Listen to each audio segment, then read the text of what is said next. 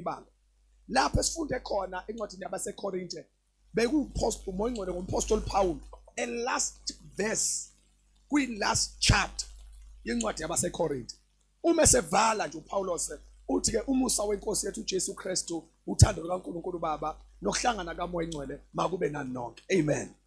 Shuthi ngezinye indlela iyona nto afuna isale ebandleni igcwele kubo amen. Uyabona ngemboni lapha ekhaya umama mayisephuma kuneyalezo ahambe eyiphosa kanje ehambe eyiphosa nangewindi bonke akushathi ukujela nje ugcina akhohlwa ungiqathela ingubo zami phansi ngakhohlwa ukuthatha ingubo ngakhohlwa ukuthatha ingubo. Uyabona ukuthi leya emphasis lento ayisho ngasekugcineni into afuna noma ehambile kodwa isali ikhunjulwa akodwa nithule sonto namhlanje nikhona nibathandeka wenzela noma engasekho kodwa ivoice yakhe isale into yokugcina azoyisho ngoba ufuna lento noma kwenzeka iphutha abanye kodwa bangayikhohlwa le. My goodness, hallelujah. iBhayibheli maseliphuma la kuthiwa ke umusa wenkosi yethu uJesu Kristu incwadi yesambulo sekuyafundwa la nikhona nibathandekayo. Uma seliphuma iBhayibheli lithi umusa wenkosi yethu uJesu Kristu mawube nani nonke. Wenze thu noma thu ukhohliwe kodwa ungasikhohlisi isiyalezo sokugcina. Angisho kubaleka ngalokho kunye kodwa I'm trying to veza nje ukuthi le ndaba yomusa ibaleka kangakanani. Nisesontweni right kodwa. Futhi incwadi kaPetro 2 Peter chapter number 3 I think verse number 16 verse lokugcina lakho. Niyathanda ukuthi iBhayibheli elinye iBhayibheli liyabonga nje awubonga. Ngiyaqala nje ukuthi ngibe busy kanje awubonga.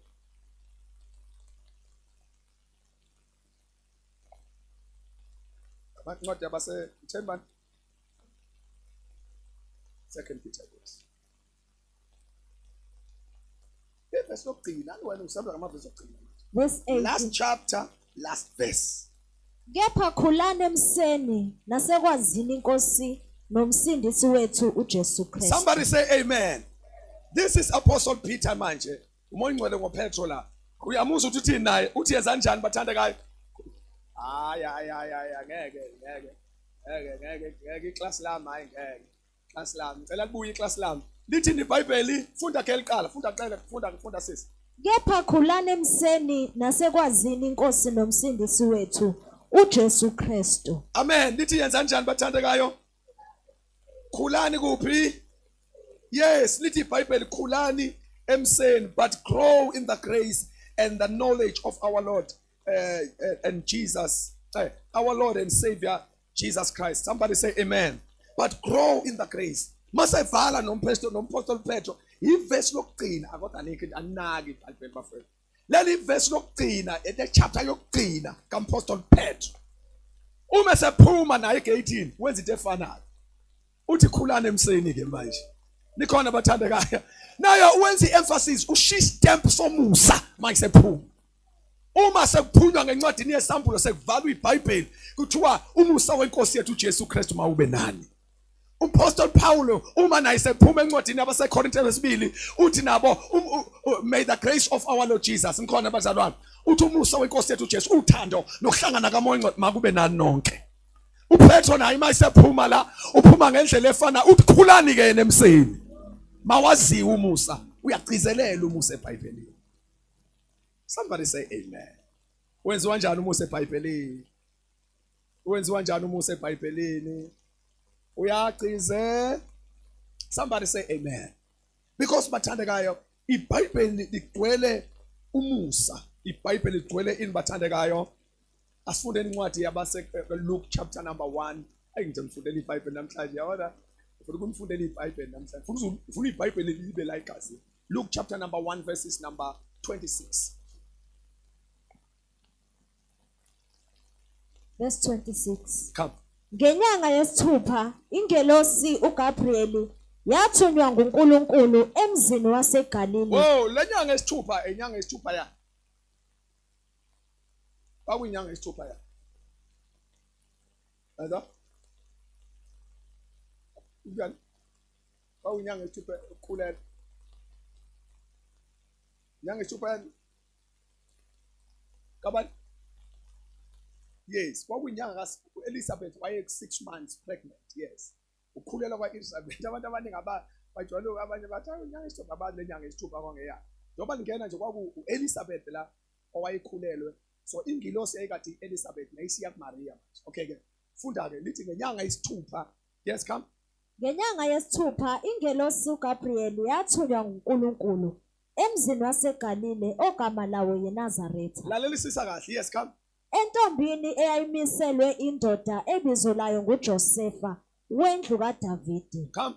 Ibizo lentombi nguMaria. Yes. Yangena ingelosi kuye yathi, ewe na ophiwe umusa, inkosi nawe. Somebody say amen. Ifike imimingalela ingelosi ithini bazalwane bami? Wena ophiwe ini? Sithi ke inkosi injani bathandekayo? Ina iBhayibheli ligcwele umusa. iBhayibheli ligcwele umusa. Mayizobingelela ngizokubonana next time bazalwane bami because ngizowashumayela umusa ngizowushumala ngama series. But ngifuna ningibambelele njengoba namhlanje sifuna ukugcizelela ngingakawuchaza umusa uthi yini. Sifuna ukugcizelela nje ulibona iBhayibheli ligcwele lento ebalekile ekuthiwa umusa. Malifika intombazaneni bazalwane bami lifike uyabingelelwa. Into oqala akusho ukuthi wena Maria, wena owakhe ngazi kuphe Nazareth, twa wena ophiwe umusa. Awu kodwa ngithule. Shuthi uMaria waziwa ngani bathandekayo? Ngomusa. Isibingelelo sakhona into eganyiswayo ezulwini.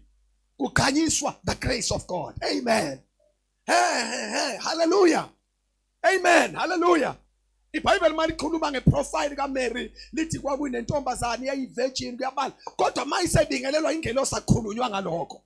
Akukhulunywa ngevirginity yakhe, akukhulunywa ngelocation yakhe, kwakhulunywa ngalazalwa khona, akukhulunywa ukuthi uzalwa ubani, kukhulunywa ngomusa. Kusho ukuthi umusa mkhulu kunazo zonke kodwa nithule bazalwane. Mkhulu kunazo zonke izinto, mkhulu ngisho nemvelo yethu, mkhulu umusa ngisho nalazalwa khona, mkhulu ngisho nempahla yethu, umusa kaNkulunkulu mkhulu ngisho unodumo nama titles ethu. Kumnandi bafowethu yabona ukwaziwa ngetitle ngompostoli ngobishop ngobani kodwa ungaziwa ngomusa it's a problem. Because Christ is umusa kaNkulunkulu mkhulu wedlula ngisho amagama ethu. Hallelujah. Ngikhuluma ngani namhlanje? Sengisebandleni right. Ngikhuluma ngani namhlanje? Sunday school wona wodwa ngikhuluma ngani namhlanje? Ngathi ke ngebandleni right ibalancele. Somebody say amen. Yeah, today I want us to talk about grace. Sibuke umusa kaNkulunkulu. iBhayibheli ke ligcwele umusa all over. Somebody say amen. Incwadi kaJohn chapter number 1. I want to believe this verses number 12, 13, verses number 13.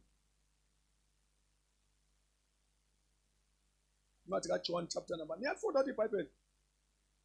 Oh.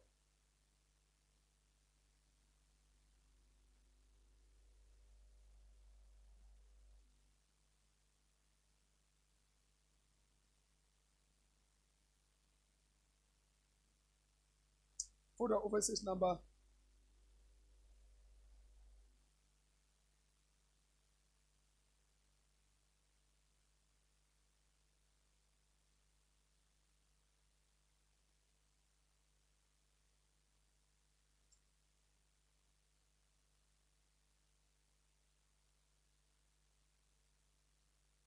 John chapter number 1. Ngifundela verses number 14. Yes. Verse 14. Ulizi waba inyama wakha phakathi kwethu. Sabona inkazimulo yakhe. Inkazimulo njengeyozelwe yedwa kuyise egcwele umusa neqiniso. Somebody say amen. Egcwele ini bathandekayo? Khulumani phela egcwele ini bazalwane? uJesu egcwele ini? Yes, umusa kanye nani bazalwane bami neqiniso. Somebody say amen. Yeah, uJesu mayifika wafika egcwele ini bazalwane? Umusa. Ufuna ubona umusa yini? Umusa into eyigugu esiBhayibhelini. I don't have a church here. Oh, amen. a thing of value, eBhayibhelini into ye-value, igrace. Even Jesus himself, lithi iBhayibheli, mayifika uJesu wafika egcwele abazalwane. Egcweleni bafowethu. Lithi wafika egcwele umusa neqiniso. Hayi man, full of grace. Jesus was full of grace. Oh my God. Otherwise ngaba indaba yethu ayikho ukuba uJesu wakwafika njengabantu. Basho ukuthi uJesu wafika full of grace. Ingakho noma wasasonile sizoni kodwa wakwazi ukungena phakathi kwethu. Sizoni sinjalo ngenxa yomusa. Oh my God, hallelujah. Ngicela ukuchaza ngoba laba abantu abazi ukuthi umuntu leli gama lesoni lisho ukuthini. Isoni ubani lo wonwayo? Woniwa bani? Wona uNkulunkulu. Akekho phela umuntu owona omunye bazalwane. Ngisho unganyathela omunye kanje kodwa iqiniso uma sekhunywa ngokona lo umnyathelile kodwa mase ngekhunywa ngesono sokunyathela usukuwona uNkulunkulu. Ngoba uma umuntu mona uwona uNkulunkulu nithulelele ngisho mala kangaka. Umuntu mona uwona abantu bathandekayo uNkulunkulu nikhona bazalwane. uJesu le esikhuluma ngaye lithi wayigcwele umusa uyena futhi uNkulunkulu futhi besone yena lo ofikayo kusho ukuthi inkathi sona sasona yena samchukuluza ngokungalaleli samchukuluza uNkulunkulu ngizolibonana ivesi encwadini yabaseFesu samchukuluza ngeziphambeko zethu samchukuluza ngokungamlaleli samchukuluza ngokungakholwa nguye kwasho ukuthi sichukuluza abani sichukuluza inkosi egcwele umusa yayongena kubantu abayichukuluzile ukuyosindisa bona cabanga ukuthi uwoniwe phinde kusuke wena uyosiza lokonile ukuba yeke ukukona. You have never uyithola indawo lethu. That's why there's no king like Jesus. Ayikho inkosi efana noJesu ukuthi singafika sona yena kuphinde kuze yena azofela thina ukuthi sone yena. This is amazing. I'm trying to explain umusa with simplicity. Ingoba igama elithi grace lisho unmerited favor. But ngifuna lento engisho manje iyona le unmerited favor. Kusho isihawu ongasifanele. Yiyo lento engichazayo manje. Ukuthi sasone yena uNkulunkulu. Wasukuma yena wagcwala umusa yena wokuzohawukela abantu abone yena akaze uyithole ndawo lo. He was full of grace.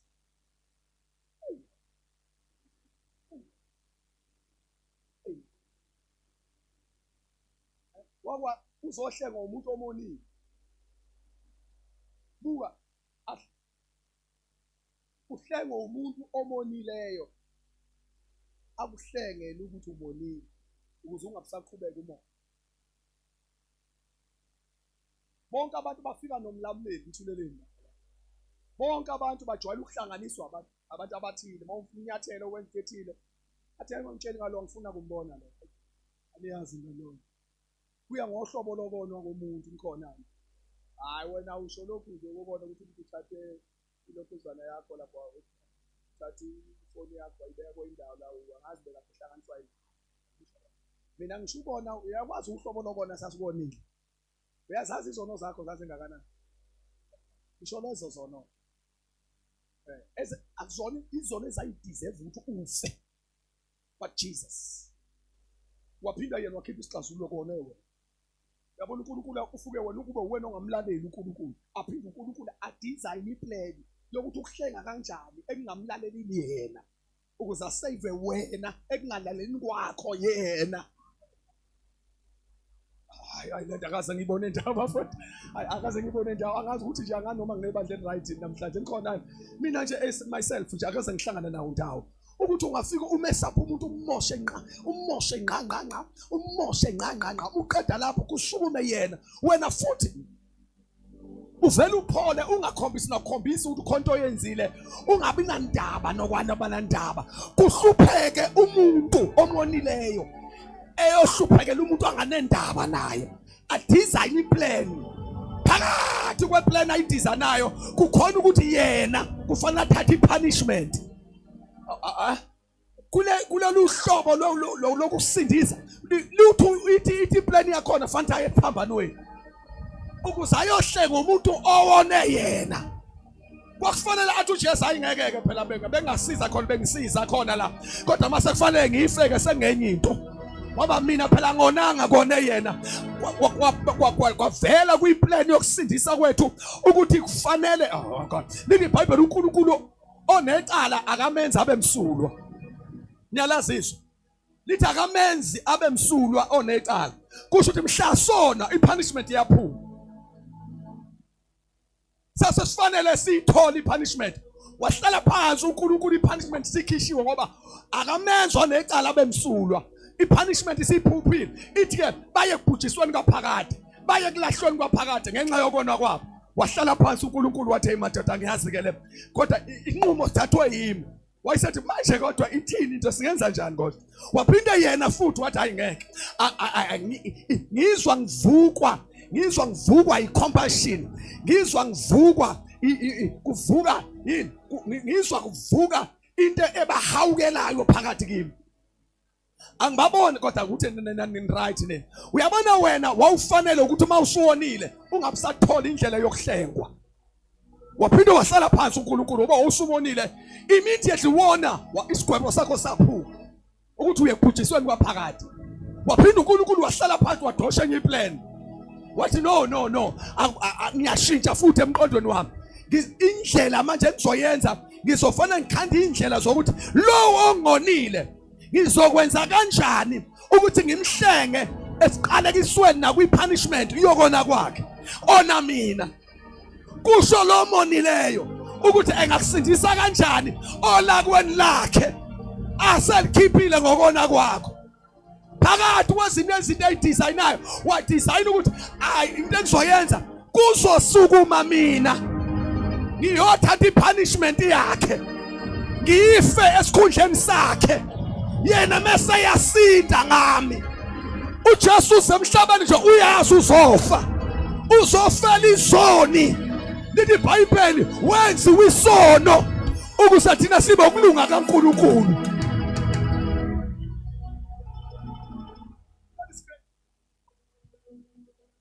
Lento ngeke uyithole kumuntu. Hallelujah. Umzalwane wahlabelela wathi ngangiyisona esibi kodwa ngesake Nkosini ekhaya likaJesu atholo wezumthandazo wangithethe wangethula umthwalo wangishiya nethulo.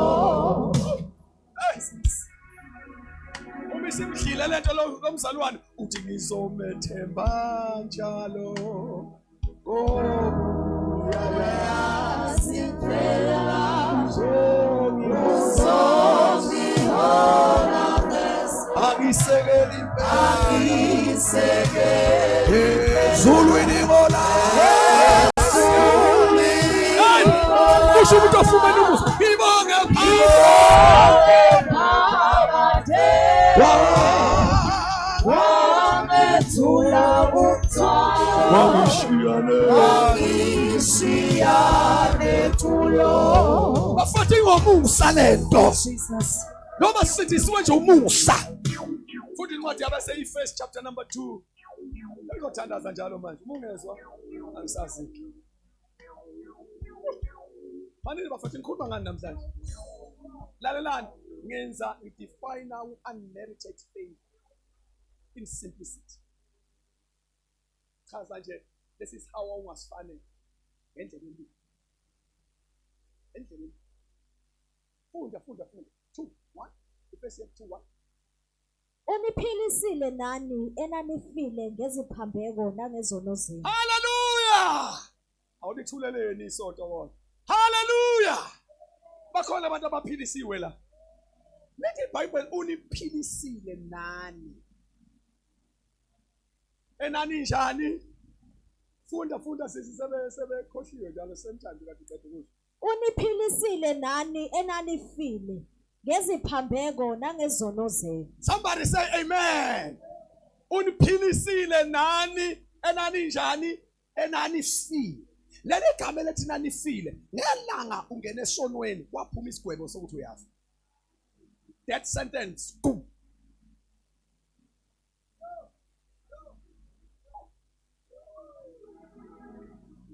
Lendaba yakho yokusindiswa mfowethu ayivelanga nje kwabalula nje. When usinde i-death sentence sikhishiwe. I-judge selikhiphile isigwebo. So uthi abenze into enje bafanele ukufa. Cela uchaze. Hayi lokhu kufa lokhu ka physical death kuphela. Kushuwo ukufa kwaphakade.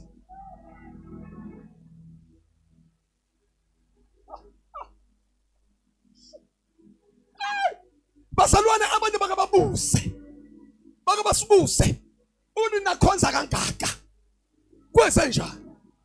Sithi hey mfowethu siphume kwi-list. Njengoba usibona nje siphume uhlwini lwabantu abasebekhishela isigwebo sokufa. Manje awukazi uku-escape and come here. Bese mvaka lokho uwenze sangathi awukho la usinde khona. Thina siyazi besikuyilayini. Akisho ukufa nje lokhu ukufa kwaphakade. We were supposed to die forever. And Jesus came. Jesus came. The grace of God came. Umusa wenkosi wafika. Sasinda. Mase sindile sokukhonza ngathi siyahlala.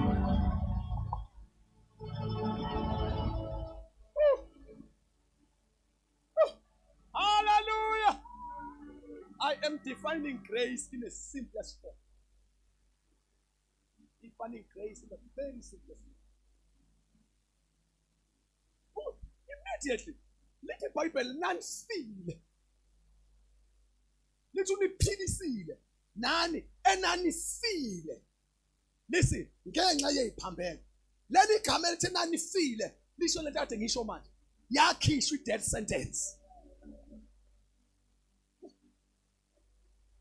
Indaba yakhe noma ungaphakamisa isandla kanje Yesu ethendeni. Uthi ngiyamemukela uJesu. Inkulu into eyenzekalayo. Uphuma kwi-list kodwa nikhona nibazalwane. Uphuma kwi-list yabantu abasekuthiwa laba kodwa nikhona nibazalwane. Hallelujah. Abantu mabenza ibail or whatsoever. Akaze ngibone umuntu eyobhailela umuntu ngalendlela okwenza ngayo uJesu.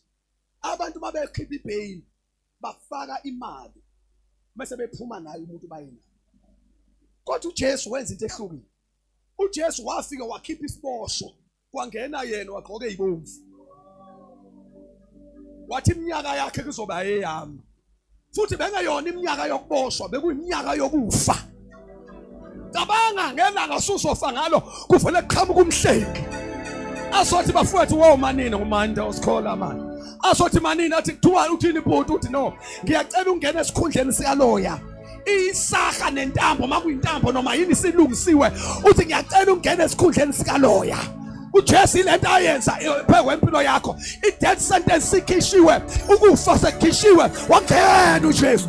Njoba siya phasikeni nje siyobonga lokho ukuthi wangena esikhaleni sethu, wafa endaweni yethu. Uzobhala iBhayibheli kungenzeka ukuthi umuntu afe ngenxa yolungileyo. Uthi kodwa kunakwenzeka ukuthi umuntu afele omubi.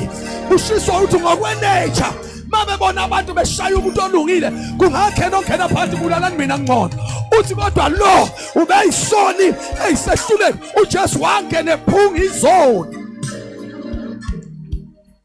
Wena wawudeserve ukufa. Jesu wafa endaweni yakho.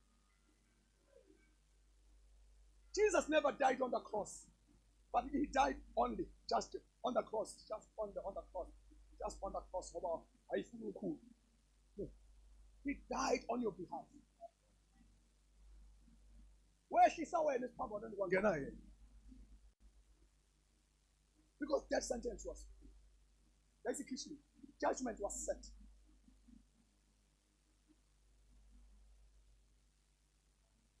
Hence, the Bible says,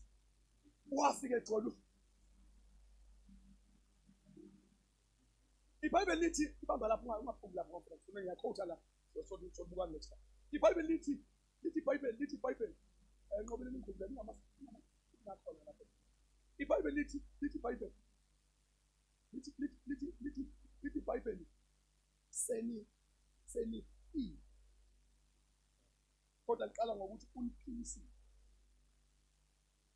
Mawuthi usindisiwe usukuthi ungiphilisile.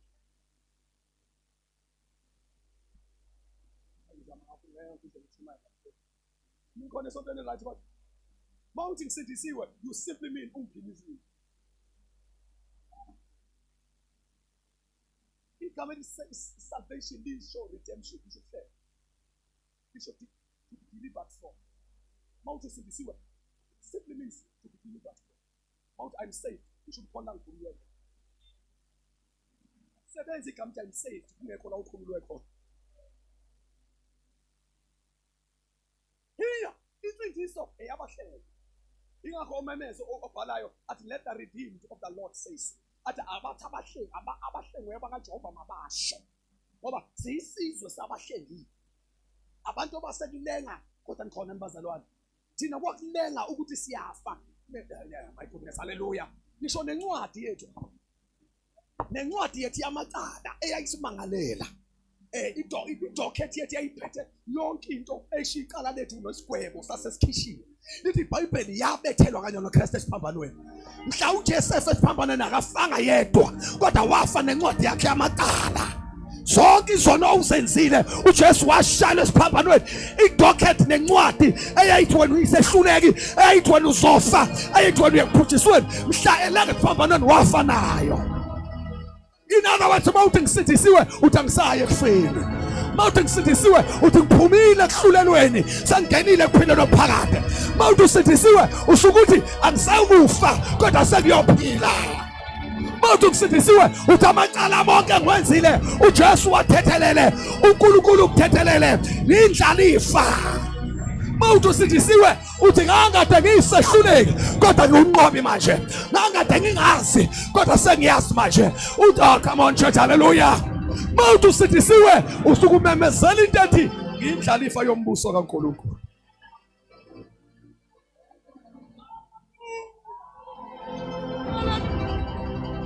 Hallelujah. One thing ongabe ibandla liyayicelebrate nomhlaba uyayicelebrate isalvation. Ngathi bathi ngesizulu ngathi kwakhala omuntu. Wakhala ngemini. Oh yeah, you. Bakamela izulu akawukho nabo ifethi. Wakhala yini?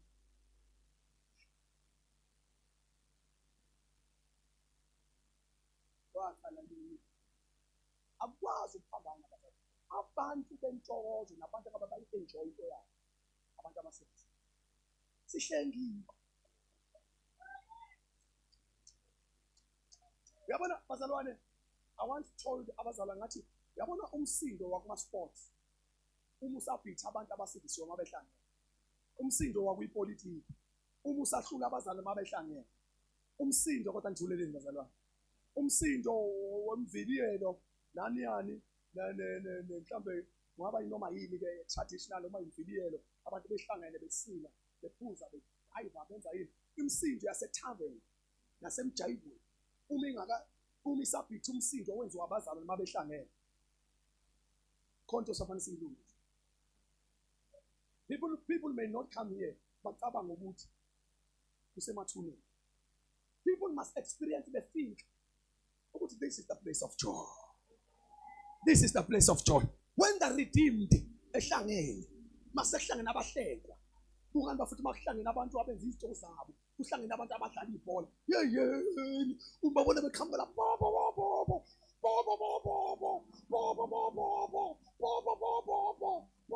Bahluleka ngisho uyibamba. Yazi bephushwa i-joy ne-excitement yesport, how much more i-joy of salvation.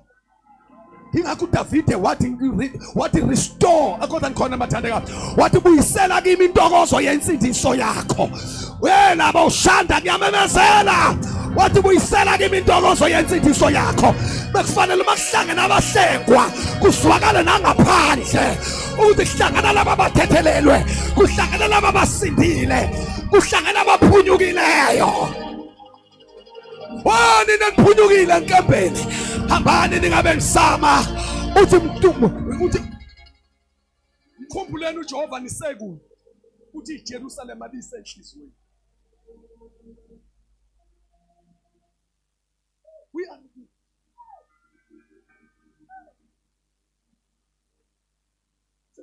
we are saved. Sifumene umusa.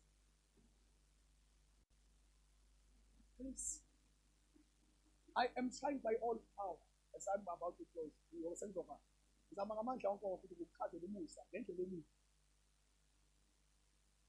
This is one of the simplest ways of defining grace. Simple. Mount simple as angisho ilula. Iyona indlela elula.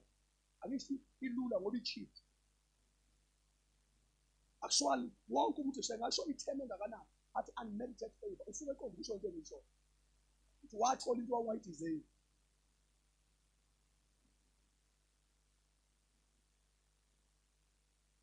But it's an undeserved favor. Into uyithola ungayifanele.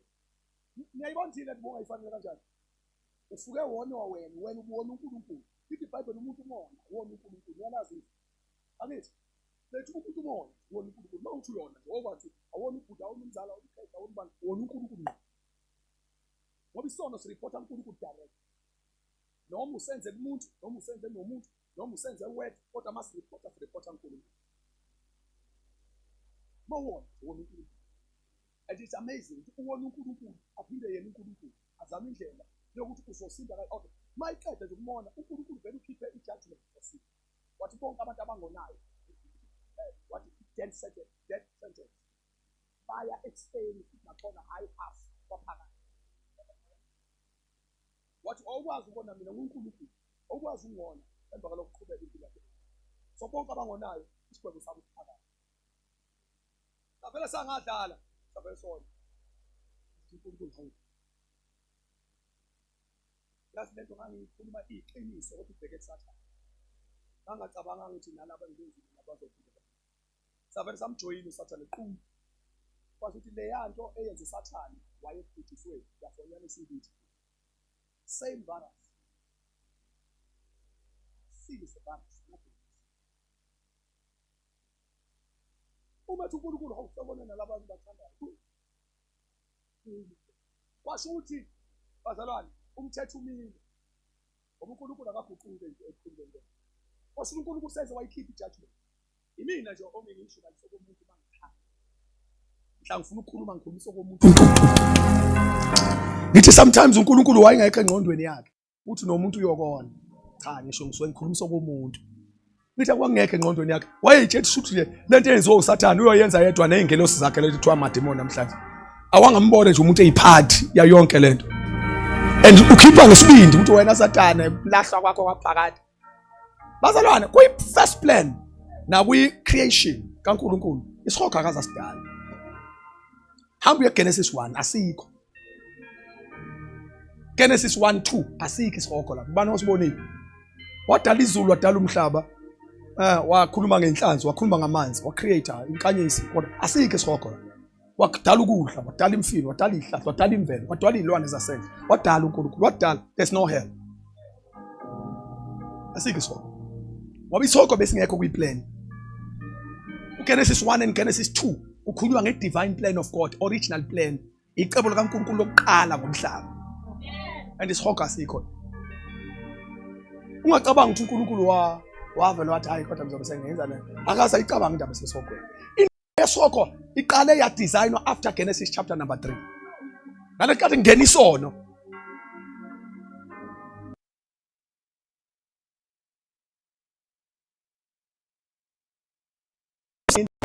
kwacingwa ezulwini, kwacingwa nasensimini yase-Idrant. Uzohlala lo manje master and usengonile, i-punishment iphakade, ngizombeka. Then God created, waqala wadesign into eyayikade iqhamuke ngenxa yesono. Wayesethi uNkulunkulu ayikofana ngikhandeke manje udustbin. Ngikhona abazalwane ba ekhaya la nala endlini la oh God, la endlini abakhulu emakhaya bayazi uthi umuntu mayisafika kwesisikhathi akuqala nje uthi ufika nje ubuqala umba umgodi la uzolahla khona udodi. Angazi khona abantu ashuthi aba hygiene nje aba serious ngayo. Uthi efika nje into oqala ikhandayo mayifika nje engakenzi lutho avala khanda umgodi la uzolahla khona izinto. Kuvamile ukuthi ngokwemvelo kuvamile ukuthi ukhanda isite, ukhanda indlu, uthi usuhleli usuqala usuhlala manje. Hawu musu uyabona namaphepha neRox ngizowenza iNox amaphepha neRox iselokozana hawu Nkosi yami konke lama carton ngizowenza hawu uqala izinto uyiqoqele ndawonye uyibeka lapho uyiqoqele ndawonye uyibeka umusu uyabona no man uyazi thini sengidiscover ukuthi njoba ngiqhubeka kangihlala la sekunorabu ukungcola bekade kungekho kuyiplan. Akekho umuntu othefika nje ebecabanga ukuthi into engcolile uyibeka lapho uqala ngaye. Enkathi esehleli sekuvela izinto ezinya angayisebenzisi nezilahlwa amaphepha nani athi asithini into ezosiza la mbanini umgodi lapha nesokwazi ukushisa zonke izinto ezihleli kanje. That was God. noNkulunkulu akaqalanga wa design isihoko ngoba ubengenayo ipunishment mhla ekwenza. Indaba iqale after Genesis chapter number 3. Keep a permanent punishment. So God have to create something. Was it okay? Ngizoyisapla. Ngizombeka. Wayesemkhandela. Wayengakhandeli yena. Bafowethu iBhayibheli lisho njalo. Lithi isihoko sasikhandela uSathane nezingelosi zakhe, not you. Then uNkulunkulu wa design le yanto. Wathi Sathane, mase uqede konke ukuphapha, this is your permanent. Nakho la wona yochitha inguna phakade lakho khona. Inguna phakade lakho lonke na bonke labahlubuki beingeloso bakho ngicruthile. Niyala. So nina ngizothi ngiphakade nabantwana bami wena uzobe uphakade nezingelosi zakho in hell. That's where the hell comes from. When you are not part of the plan. Kungekho einhlelweni ze hell. Ha! Manje ke uSathane bekuyingilosi kaNkulunkulu iKherubhi ebelidumisa. BekuLucifer igama lakhe. He was a wonderful worshipper and a masterisha yonke into ethinta indumiso kaNkulunkulu in heavens. Bawutshela abantu bathi kwaphuma ama voices amaningi kuye yedwa.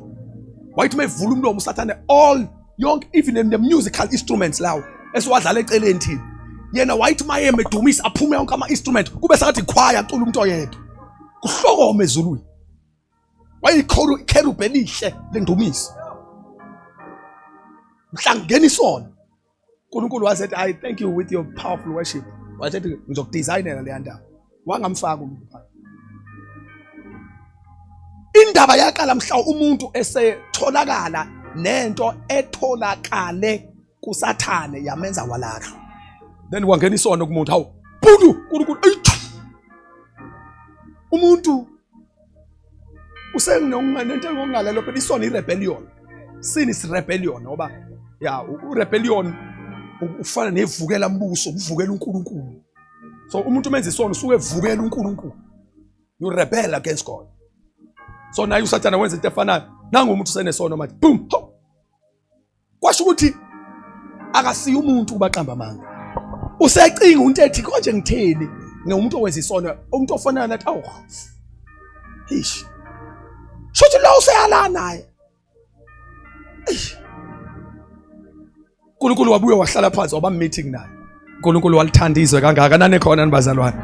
uNkulunkulu ngokuba uNkulunkulu walithandizwe kangaka. Waze wanikela ngoJesu indodana yakhe. Iplan uJesu is the system. How are we going to save them now? But ngenxa yokuthi punishment ibisiphumile. Kufanele umuntu ozoba umhlengi ahamba ayothatha ipunishment yabo ibe eyakhe ukuze babekhululeke nabo. That's why uJesu mayeza akezanga ukuzodansa ukuzasikhipe, akazanga ukuzothula ukuzasikhipe. Weza ukuba afe ukuzakhulula abafileyo bangabe safa. Futhi wathatha isigwebo sethu saba ngakuye. Nikho Sibonani bazalwane, sona yena, sacunula yena, kwasukuma yena, sasindiswa uye, wathatha yena isigwebo sethu, kwafa yena endaweni yethu.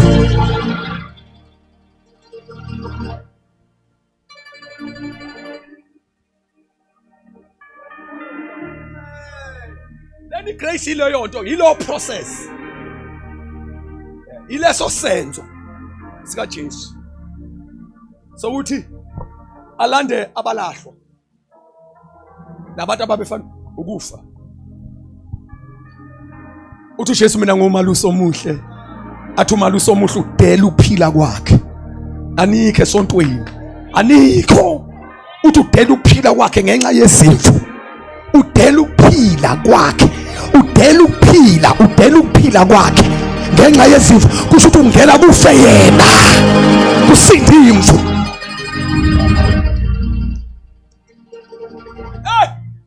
Njengoba usindisiwe nje ungacabanga uvele kwazenzakalela. Someone died on your behalf. Jesus died for you. He took all your punishment.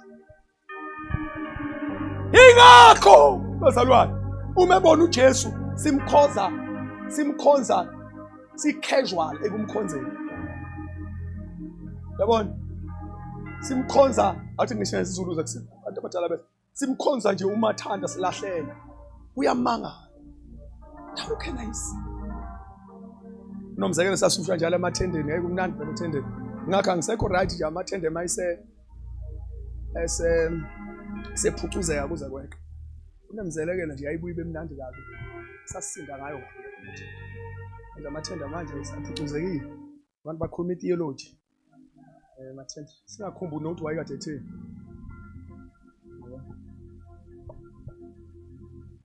Kunomzekelo nasusebenza kakhulu dala emathendeni. Nathi suthole kosomathende abadala.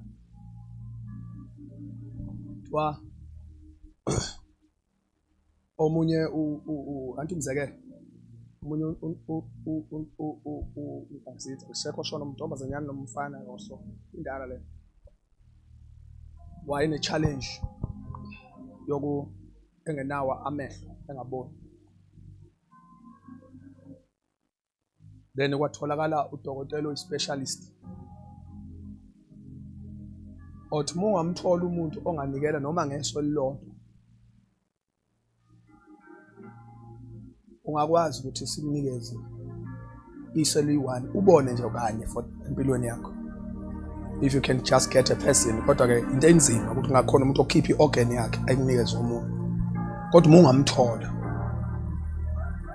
ungakwazi ukubona for the first time in your life.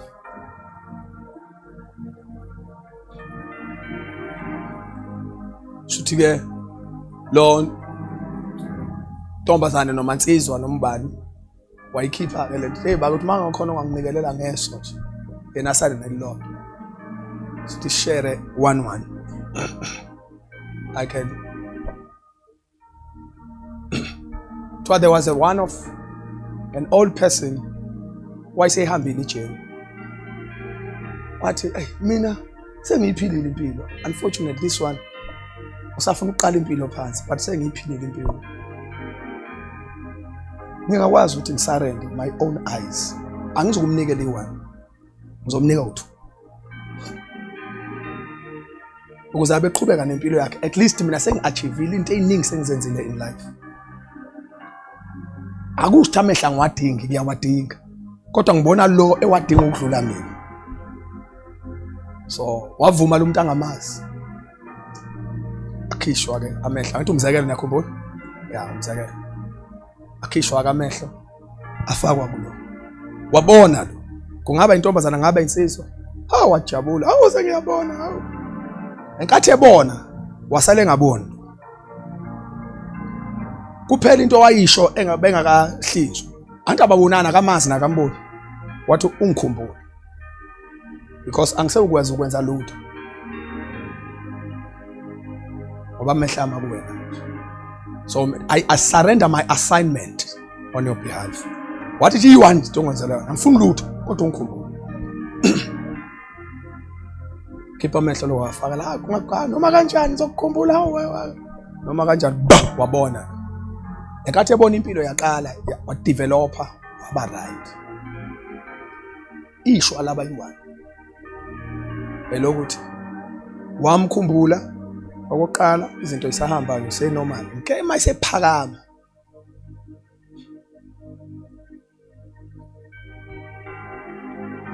wahlangana nomuntu athi akamazi, wahlangana nomuntu am-undermineayo wambukela phansi ongenamehlo ethi nje ngicela ungiphe noma isinkwanyana nje.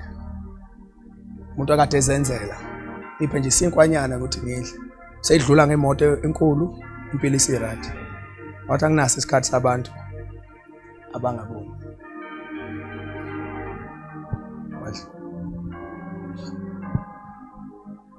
Elilanga this old man yathi aningilandele lo ntombazane, ngiyafisa nje ukuba nomhlangano omncane naye.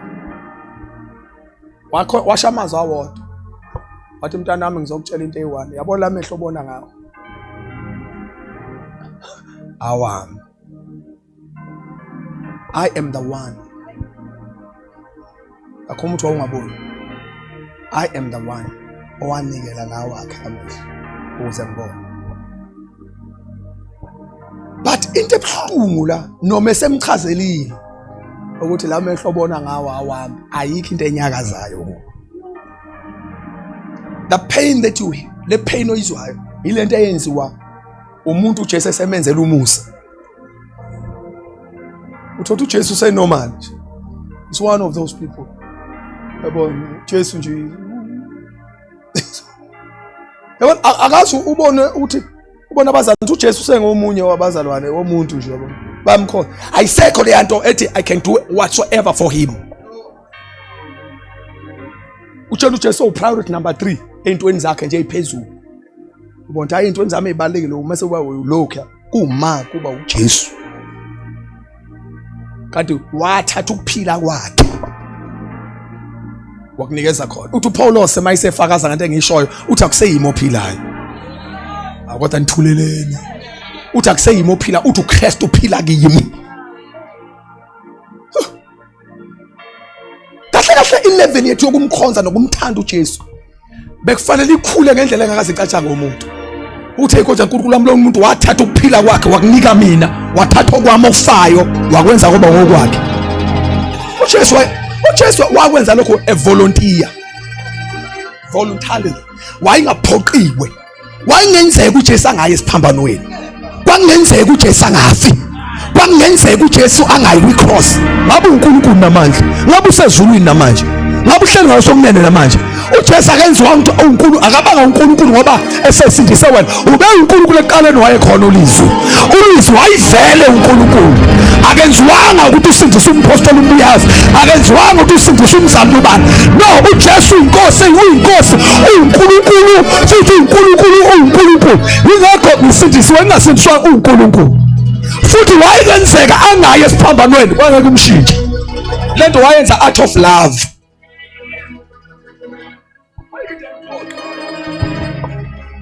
Grace. Umusa wakhe nje unjalo. Gcwele.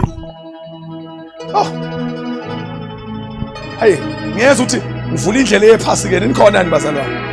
Hey, ngiyayizwa ngivula indlela yephasi. Hey! Sathi singeyaphasika nje lokho obusonto. A religious Passover. Kube i-revelation.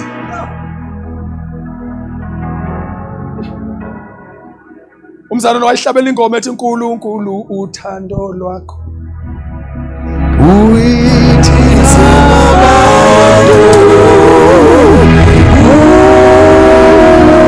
waze wanikela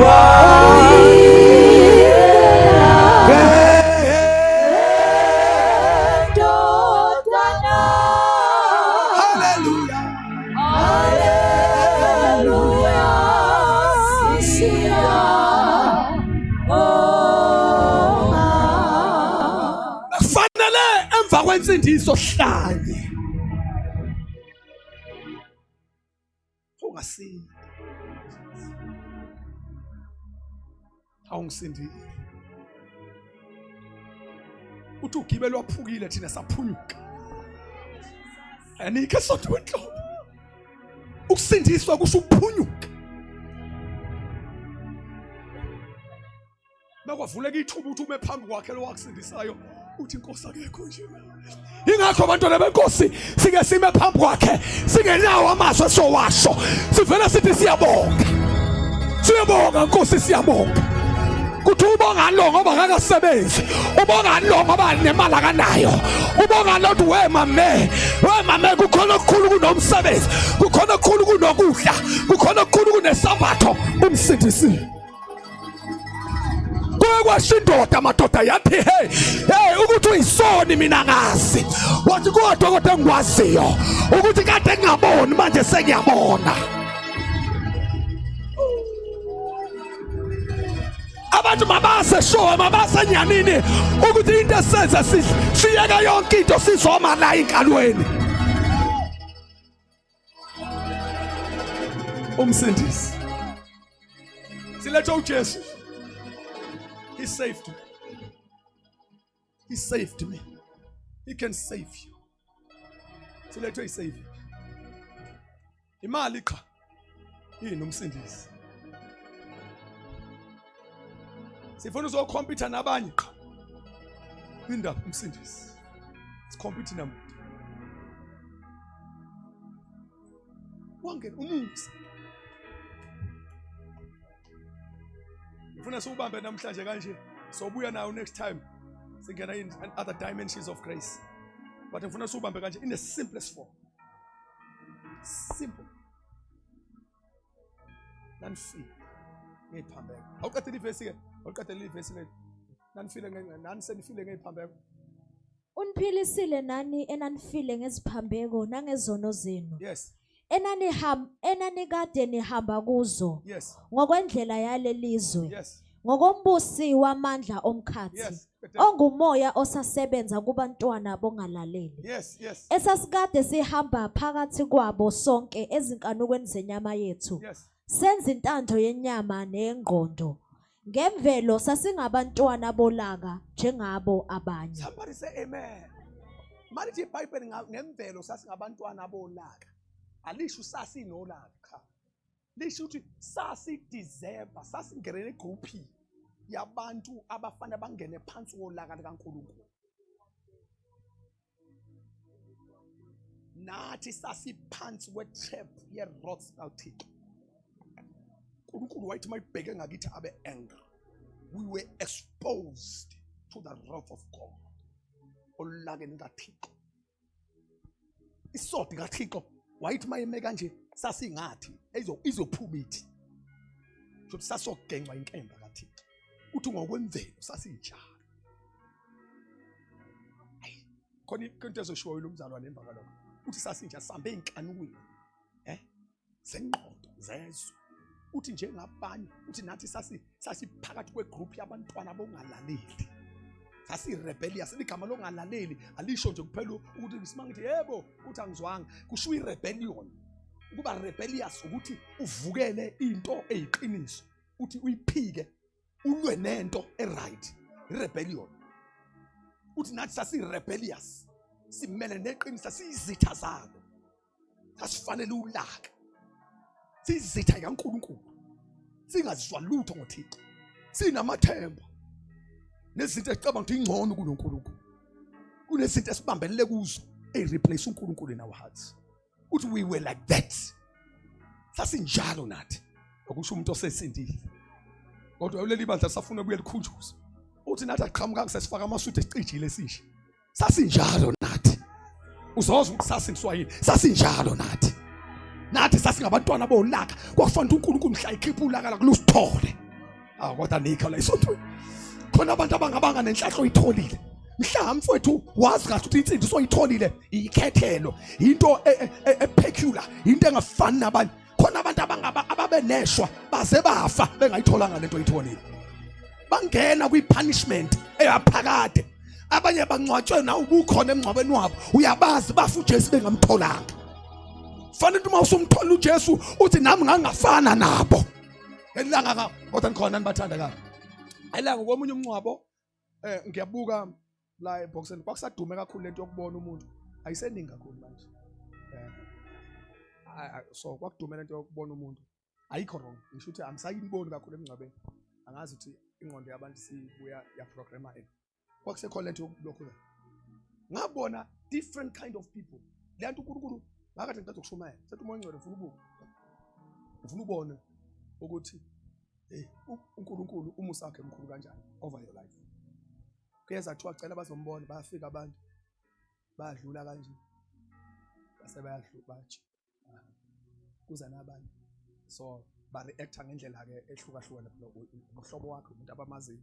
Others are crying, others are crying very strong, and my heart was thinking no fika bami akhala umuntu kodwa into eyayithusa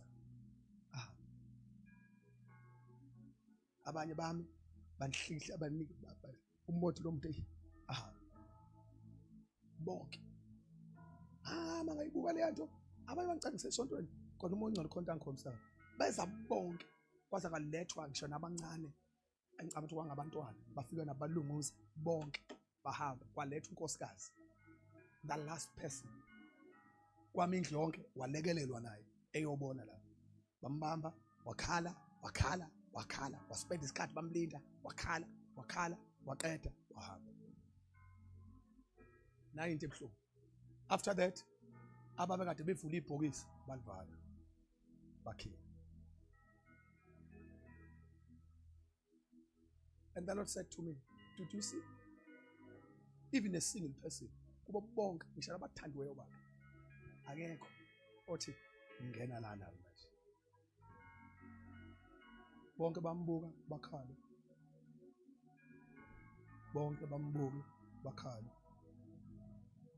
bonke bambuka bakhala othi ngenze ijustice ngoba ngifuna ngicabanga ngifuna nibuke laba bantu kabi even nami qobo lwami kube nami ngangizonika ithuba kwakumuntu eyawaye umhlobo wami noma ngithi ngangizokwenza one the same thing nami ngangizombuka ngikhale kodwa uJesu mayifika thina sifile uyena kuphela ongenza kanje yena uJesu wathi lalelani ngicela ngicela ukufa endaweni yakho yena akavuka wathatha ukufa kwaba ngokwakhe wakhipha ofileyo wamisa ngaphandle wangena yena wathi inhlabathi ayihlale phezu kwesami isifuba hayi kwesakhe. No one can do that. Senfile hayi nihlazofa senfile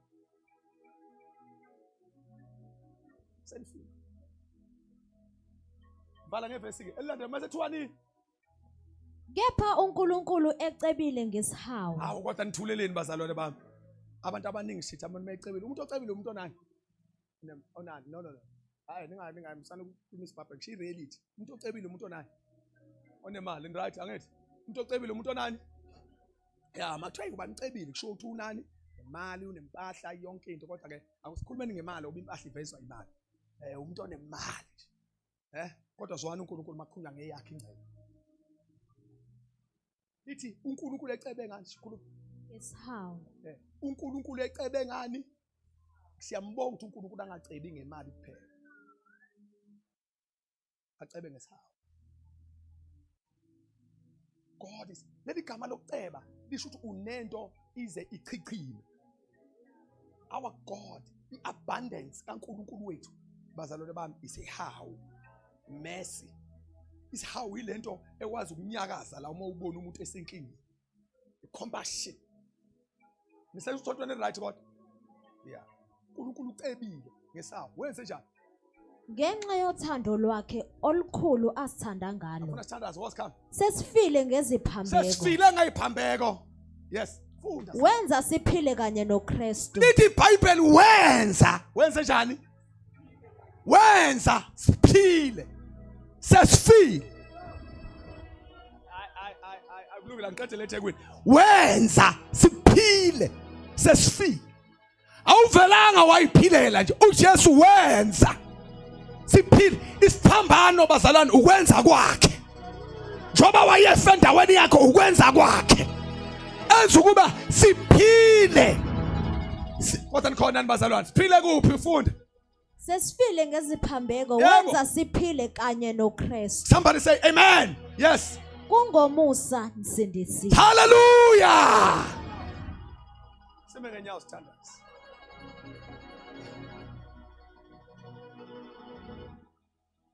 Sele sokubona ngesonto elizayo.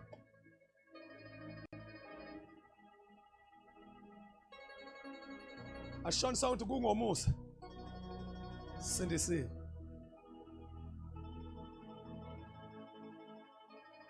And this time mufunde kahle isiZulu nesingisi ukuhlanganisa. Alisho nje uphethe alisho kungu musa. Lithi kungo bye. Because igrace umusa isystem uNkulunkulu ayisebenzisa to save your life. God have to design something special. Igama la umusa uzakwazi ukuhlela. You are saved by grace.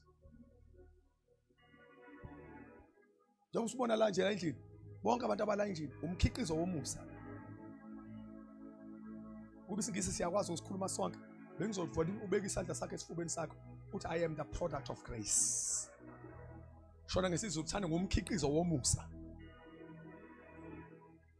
Ngisho uthando ungafaka ngisho status sakho ubhale nje ngesibindi uthi I am the product of grace.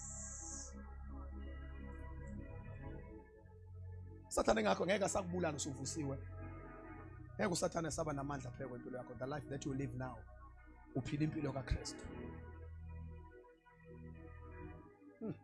Sindisiwe by grace. Musa is how esihambela abantu abangasifanele.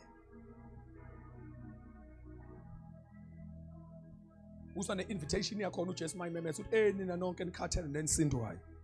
Yethusa lo. Wonke umuntu ufuna umuntu oright around him or her. Akekho umuntu ongavela aphuma lathi nina maphara nobani ozange uzohlala nami ekhaya. Even a single person.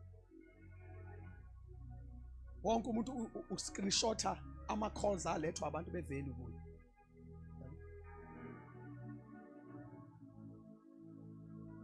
Ngafona lo mnumzane ngisho ukuthi uyangithanda. Ngafona lo mnumzalwane. Nje ngiyabona wascreenshota i-call ekade ngiyenzile. It was a special call kuye. Ngakuse-site lakhe. Was-screenshot i-call ekade ngiyenzile. Screenshot i-call wayifaka wathi afowethu look kade ngifona lo man look. It was something special kuye ukuthi ngimenzele i-call. Ngoba wonke umuntu uyafisa bazi abantu ukuthi ngobani abasondela kuye. Theme ejabula kanjalo ngafunda i-status sakhe waphinda wa-screenshot. Wathi bonani bafuthi ukuthi kubantu abaviwe ama-status sami kungene bani. I'm not lying. I know ukuthi wonke umuntu ufuna ukwaziwa ukuthi uyazana nomuntu othile very special. Kodwa buka i-invitation yomusa. Nina nikhathele nenisini. Ngisho lo muntu esimbiza abambiza ngamaphara abanye engakuphathisa uplastic enza ifavor engakaze ngiyenze in your life. Akuphathisa uplastic ayokubekisa lapha ekugqubisa ngenqola ayokubeka eduze kwetekusi kodwa ngeke umusha iselfie la. Wonke umuntu ku natural uthi eduze kwakhe ufuna ukuvela nabantu abaright. Akekho umuntu wakho awume kancane ngishaye nawe iselfie avele nje ngoba nje esesetshenziwe nje yabona phela basetshenziswe labantu avele esetshenziswe isitha kanje mase ufaka ku status bafowethu namhlanje ngibe ne moment emnandi kabi ngiye ngahlangana nalokho wangiphathisa impahla look akekho umuntu ongenza lokho kodwa buka umusa uma ukhipha invitation enikhathele nenisindwane. Jesus ufuna lama reject grace igrace ikwazi ukuhamba iye kwahlonga sibi iyolanda into engelutho impabanga ezaleni kodwa ayibambe ethi hamba ibukisa ngayo ukuba ithintithe isihlalisa namakhosi. Sisindisa ngomusa ukube namhlanje bengizokwazi ukungilalela sengisho statement sami sokugcina bengizothi please enjoy this thing. Enjoy salvation for it. Walk tall man. Walk tall man. Hambela phezulu man uthola into obungayideserve man. Hambela phezulu man. Hambela phezulu. Don't thithibala manje umuntu ohamba lokho umema ngama ikhoneni uyafunda esikoleni musulokhu uma ngobhakha lapha uncike ekhoneni indaba phela manje kuthiwa ngisindisiwe. No man, walk tall. Bonisa uthi ngithola into abantu abangenayo. Be bold. Abantu bayasaba ngisho ukuphatha kwabantu kusibasindisiwe. Kodwa khona into abafuna ukuzivezela nje ngayibuzile. Uzothi asefuna ukuchaza nje ethi uthi phela imoto yami ngivele ngayishiya namhlanje. Angithi hayi no uthi phela ngizosuka la ngihambe ngoLandi lokhuzana labantu abangiwashele ya moto yami leya. Yabuzana bese emva kalokho ufuna ukusiphusha ukuthi gcine sazile ukuthi ikhona imoto. Kodwa ake sengenzeka afuna ukuphusha abantu bagcine bemazile ukuthi usindisile. Let's enjoy this thing. Ufuna ukukhuluma in balance. Umuntu ongakaze ayithole lento le insindiso. Hey mfo. Hey na umusa. Hey lo musa mfo. Uthola wonke umuntu. Hey. Thola wonke umuntu. Kuthiwa mawube nani nonke. Kubalwa wonke umuntu. Unemali, kuthiwa ube khona umusa. Awunayo, umusa uyawudizela. Negama, umusa uyawudizela. Awunalo. Wesifazana, wesilisa. Uyagula, uyaphila. Uyawudizela umusa sivana abahlo sithandaza. Uma khona umuntu othi umpostoli umbuyazi ungakayivala inkonzo, ngiyafuna ukwamukela lo musa kaJesu namhlanje. Kungenzeka ukuthi njengoba ngishumayela kanje inhliziyo yakhe yavele yancibikala. That I need the grace of God in my life. I want to close this service. Ngifuna ukuvala le nkonzo thandaze nawe namhlanje. Namhlanje ngikhuluma umusa in a simplest way. Kodwa iqiniso. Futhi how I wish wonke umuntu ongangishumayeza ngomusa engangiqala la ukuze ngiunderstand bese udefine ngama terms. Ngoba manje ngazi ukuthi umukhuluma nje ngazi ukuthi ufunda okuningi. Ngazi ukuthi sifuna ukuletha but fanele sazi ukuthi umusa in a simplest way. Ingalesikhathi uJesu ethatha ukufa kwethu esinike ukuphila kwakhe. Khona nomuntu othi apostle pray with me. Namhlanje uthi okay, omunye umbuzo uthi uthola kanjani lo muntu lo musa uyamamukela nje uJesu. Ivesi esingafika kulona abeli verse number 17 and 18 of John 1 uthi ekugcwaleni kwakhe sonke sifumana umusa pheko umusa. Nithi umthetho weza ngoMose kodwa umusa neqiniso kwafika noJesu. Shuthi umusa utholakala ngoJesu. Mawumukela uJesu ufumana umusa. Khona nengenza umkhuleko nayo ngaphambi sesandla sakho mawukhona abanye abazehlisile phakamiswa umuntu othi impostoli umbuyazi. Ngiyamfuna ukumamukela uJesu, ngiyawudinga lo musa. Ngiyawudinga lo musa uzosindisa impilo yami.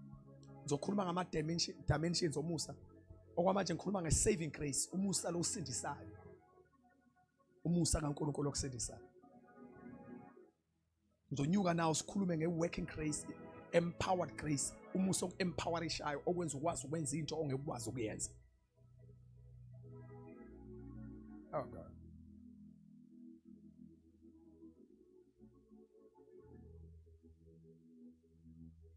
Khona umuntu engifuna ukuthandazana naye namhlanje. Phambi isandla sakho mawukhona uthi ngiyamdinga uJesu umamukela. Usiphamise siqonde sibonakala ungabi half. Ngoba lento i serious. Siphamise kakhulu ungangabazi. Impilo yami yashintsha mhla ngihlangana noJesu ngafumana umusa kubo. Kwase kuyashintsha. Abanye bayitshethi nje hayi lo wababa wazale shumayela lutho kuphi. Ngangifile nami ngenxa yephambene.